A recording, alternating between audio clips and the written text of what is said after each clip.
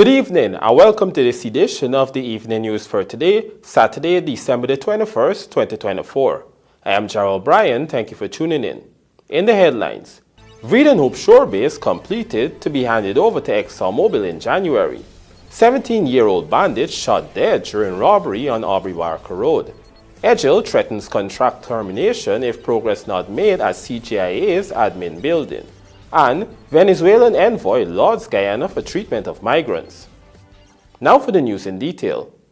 All three phases of the US $300 million Vreed-en-Hoop SHOREBASE Incorporated have been completed, with VESI Director Nicholas de Gouboya revealing that they are looking to officially hand over the facility to EXXONMOBIL in January of 2025. Here are the details in our lead story tonight. A few days ago, President Dr. Finale was given a tour of the Vreed-en-Hoop SHOREBASE, VESI, during which he was updated on the progress of the facility.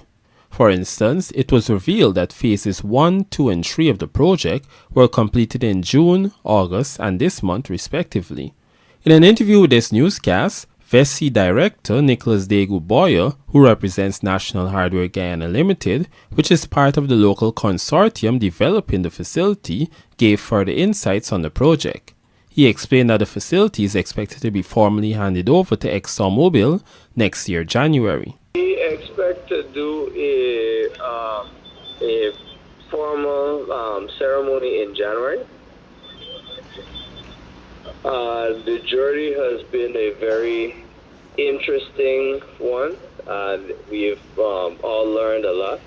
So you have in that journey you've had VESI, which is comprised of NRG Holdings, the local partners, Guyana, our contractors and partners, and then you had our clients, EXXONMOBIL and the Starbuck Block Consortium. Boyer described the journey towards completing the artificial island as an interesting one, adding that they are looking to expand operations on the SHOREBASE. This expansion is expected to include a multi-purpose berth for commercial cargo, a fuel terminal, and dry dock. I think for all involved, it's been an interesting journey where we've learned a lot, we've accomplished a lot, and I think we've, really grown stronger as a result of the experience. We are definitely hoping to expand to have a multi-purpose berth in the future where we could receive commercial cargo. In April 2022, EXXONMOBIL Guyana and VESI signed a 20-year agreement for SHOREBASE services to be provided at the port. VESI is a joint venture between a fully owned Guyanese consortium, NRG Holdings Incorporated, and Jandinol Group, the Belgium-based contractor. Gerald Bryan, The Evening News. A teenager was shot dead by a security guard on Friday night after robbing two females along AUBREY Road in Georgetown. The dead bandit has been identified as Carl Roland Reed, called Carlo Reed, a 17-year-old resident of Tugville Squatting Area, Georgetown. Based on police reports, a 45-year-old woman and her 15-year-old daughter were standing on the northern side of AUBREY Road at the junction of Cacan Street at around 21:10 hours when two males on a motorcycle approached them. The suspects, both of whom were armed, ordered the victims to hand over their belongings. At the same time, the woman had her cell phone and $12,000 in her handbag, while the daughter had a cell phone, a gold chain, and a handbag with $4,000 cash inside, all of which were handed over to the bandits. The robbery was witnessed by a 30-year-old supernumerary constable who was at the time guarding a nearby supermarket. He was armed with a 9mm pistol and 15 live rounds in the magazine belonging to the private security firm he was attached to. As the security guard stepped out of his hut, one of the suspects discharged 4 rounds in his direction. The guard then returned fire, discharging all the rounds in his firearm, hitting the 17-year-old suspect who sustained multiple gunshot wounds. The other suspect managed to escape on the motorcycle. He was later spotted by patrol ranks at Nutmeg Street, Festival City. He dropped his bike and managed to evade the police on foot. Meanwhile, at the scene of the shooting, detectives found 7 9mm spent shells. Additionally, one of the stolen cell phones was found in the dead bandit's pants crotch, and a black toy gun was found on the road next to his body. Public Works Minister EDGHILL has once again upbraided Avinash Contracting and Scrap Metal Inc. for delays in the construction of the administrative building at the CJIA'S International Airport, CJIA, during a recent visit. In this report, you will hear that the minister threatened to have the contractor replaced if significant progress is not made early in the new year. Let's have a look. The new administrative building at the CJIA'S International Airport is being constructed by Avinash Contracting and Scrap Metal Incorporated to the tune of $890 million. The project was slated to be completed by this month's end. However, the contractor has requested an extension to June 2025. Following a recent site visit, Public Works Minister EDGHILL engaged the contractor and the project consultant. He ordered the contractor to submit a revised work plan for completion within 6 months. We must have a revised work program and a procurement plan that shows completion within the 6 months. Because we can't pluck time out of the air unless we could see it and justify it. Because this can't go beyond 6 months. Next year is 2025. This building must be open and the airport removed. Staff over in the building by June 30th. I'm not going to go beyond that. I don't care what. We cannot go beyond that. On this note, the Public Works Minister issued a warning that the contractor would be removed if they cannot get significant progress by early next year.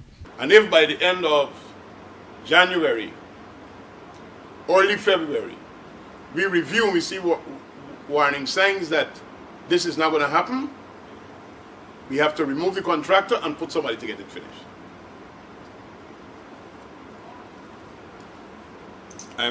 Which means the workforce got to double,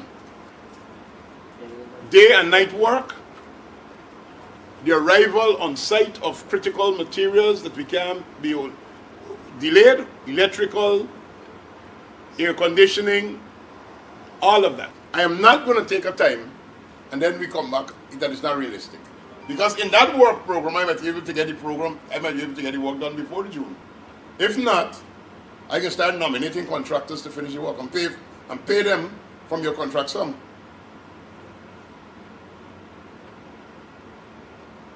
I cannot allow the state of play to continue anymore.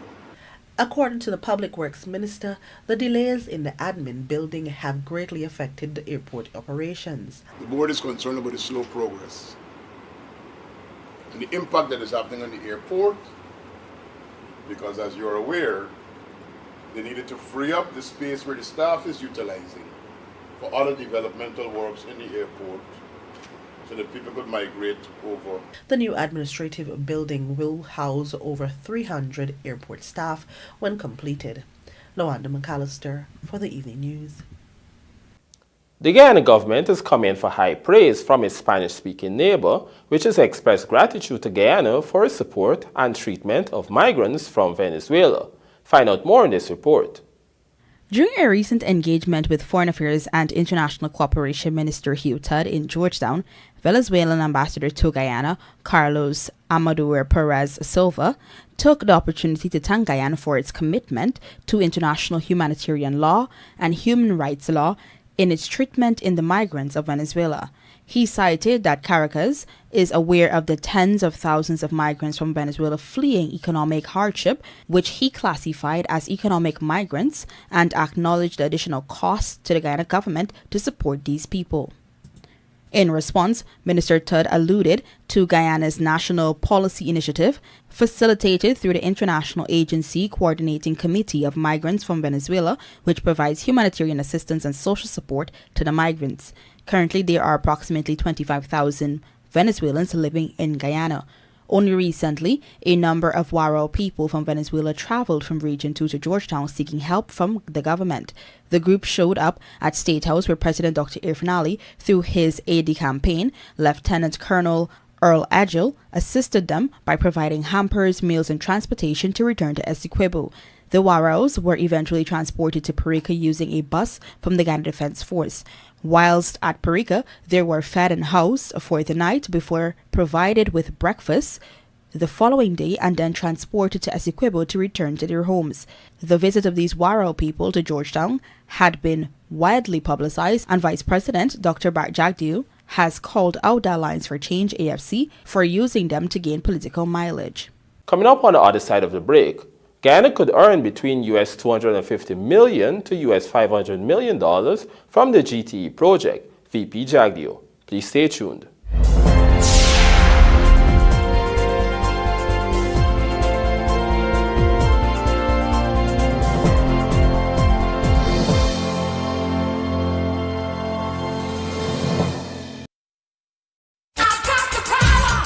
Business owners, it's time to level up with SylviesOnline.com. Shopping with us is a breeze. Browse online and plan your purchase. Check real-time stock availability. Enjoy expert in-store assistance. Whether you're on-site or in the office, shop at SylviesOnline.com. Visit SylviesOnline.com today and make your next big upgrade easy. SylviesOnline.com, your partner in productivity. Guys, I think I'm in love! Wow! Yeah, I was looking at you too. What? What are you talking about? I'm in the tiles. Where did you get them? Oh, Mima Decor. Obviously the best tile store in Guyana. Come, let me take you there. My kitchen, my bathroom, my floors. Mima Decor has everything. And the prices are great too. So, yeah, I want to have a date now. We can build on that.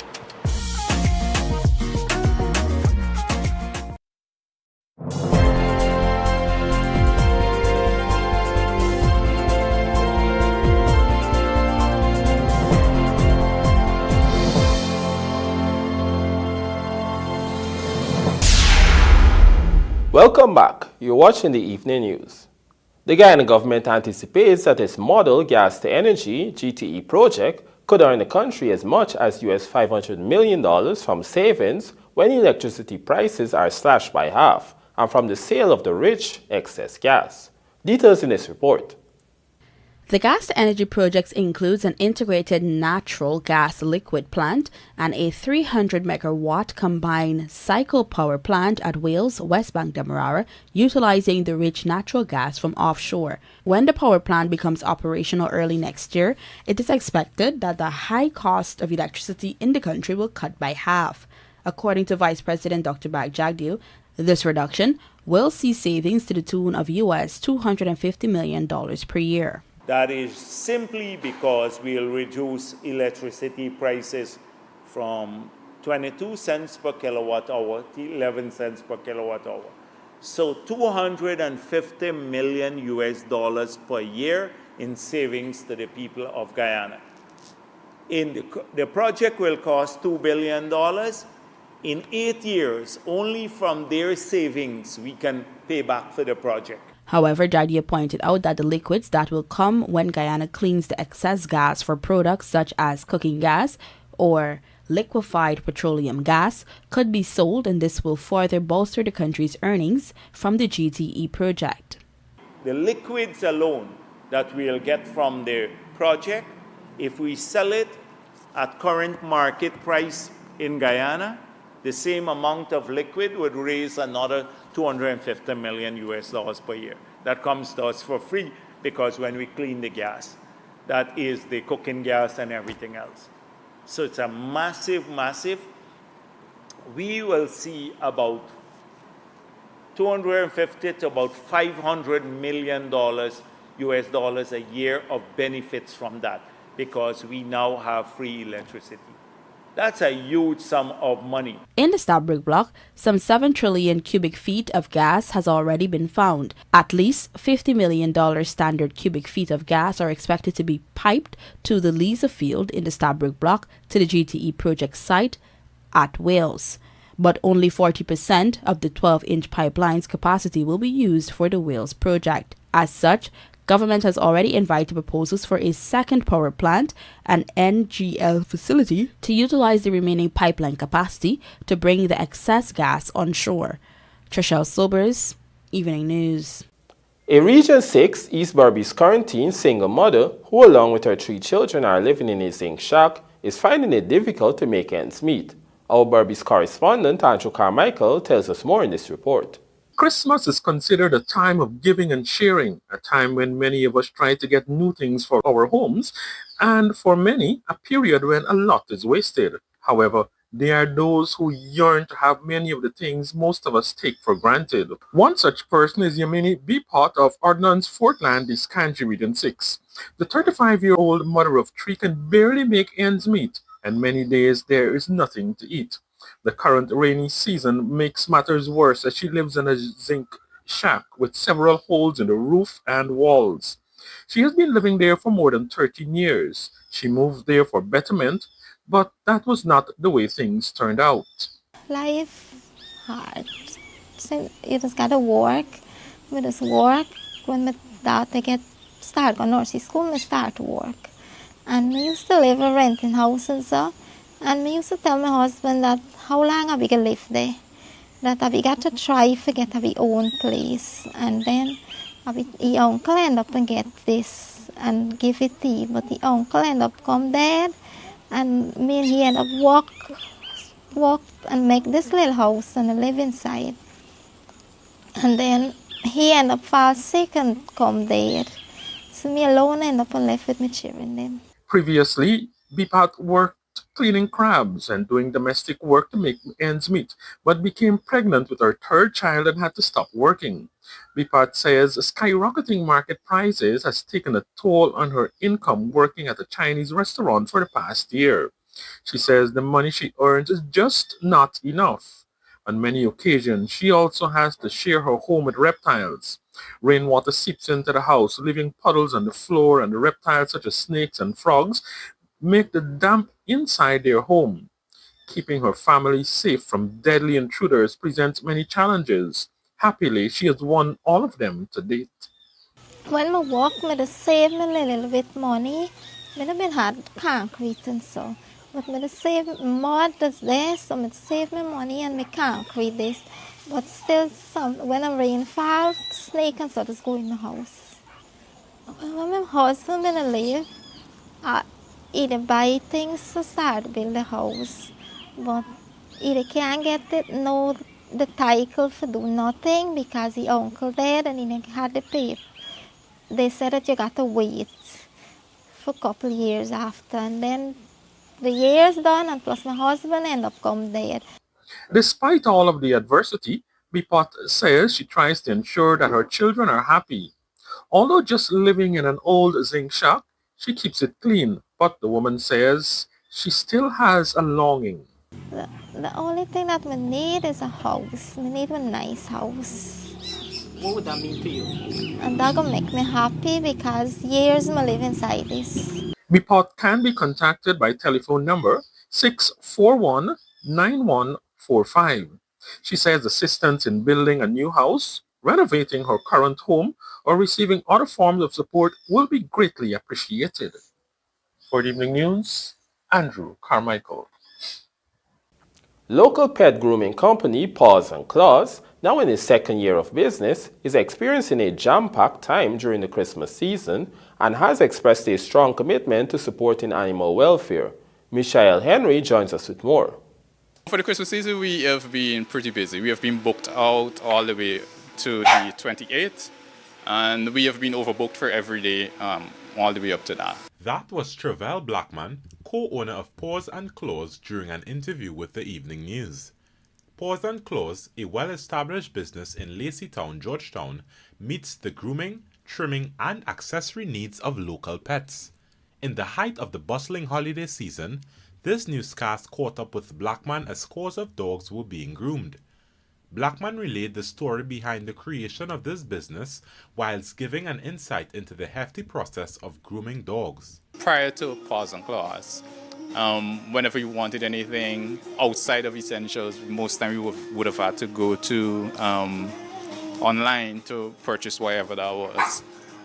We recognized that we couldn't find some things here. Of course, you could have found essential because that's what most businesses did. And we thought that maybe it would have been good to do something where pet owners can access products outside of just essentials. We started with just the idea of bringing in supplies, products, and then it further grew into us offering a grooming service. And the rest is history. We would think that the big dogs, as we would call them, would be the scary, vicious type of dog. But you would be surprised to know that it's the little ones that are the most difficult ones to groom, right? They are the ones that would bite and make the most noise and what's not. The bigger dogs, 95% of the time, are the most calm, the most loving. On this note, Blackman emphasized the significant need his business fulfills, focusing heavily on the well-being of dogs. He also shared that Paws and Claws aims to collaborate with other local businesses, offering a 20% discount on services once a partnership is established. We offer support to those organizations. So persons who would, to encourage adoption, persons who would adopt from these institutions, we usually give them a 20% discount on products, essential products for the first time. Whether it's a grooming service or products for the animal. We are open to work along with another vet, because our service is more of a cosmetic. Even though grooming is an essential service, it's not really a veterinary service. So we are open to work along with vets as well, in some way or the other. He also had a key message for dog owners during the Christmas season. Try not to feed your dogs the human foods. Some of those foods aren't safe for them. Ensure you brush them, because most times we experience a lot of dogs that are coming for groom, they're matted and so on. So between their next groom, ensure you brush them and you take care of them. I am Michelle Henry, reporting for the Evening News. And now for a look at the bridge reports. The Demerara Harbour Bridge will be closed to vehicular traffic on Sunday, December 22nd, 2024 at 21 hours 30 for a period of 1.5 hours. Meanwhile, the Berbice River Bridge is expected to be closed at 9 hours 45 on Sunday, December 22nd, 2024, also for a period of 1.5 hours. KFC Goodwill chases St. Benedict's storm into final. This and more coming up in the Sportscast after the break.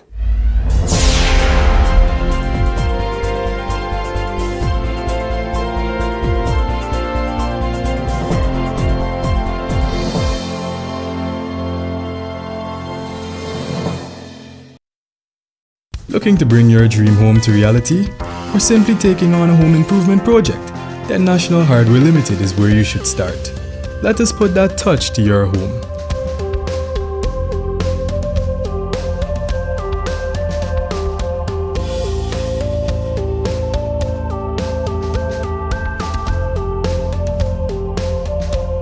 Choose from over 1,000 Berger Paint original hues for any surface.